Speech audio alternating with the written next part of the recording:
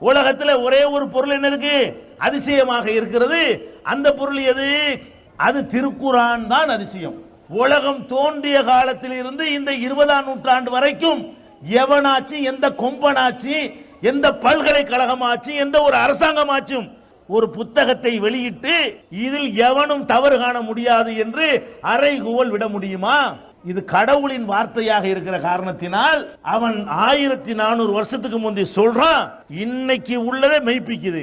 குர்ஆன் எதை பேசினாலும் சரி, பேசாம இல்ல. சூரியனை பேசுகிறது, சந்திரனை பேசுகிறது, பூமியை பேசுகிறது, மழையை பேசுகிறது, தாவரங்களை பேசுகிறது, அவற்றுடைய செயல்பாடுகளை பேசுகிறது, எறும்பு தேனி என்று ஜீவராசிகளை பற்றி பேசுகிறது, இலைதலைகளை பற்றி பேசுகிறது, காற்றை பற்றி பேசுகிறது. எதை பேசினாலும் இந்த 20ஆம் நூற்றாண்டில் வாழ்கிற மேதை பேசுவானே அதை விட சிறப்பாக பேசுகிறது.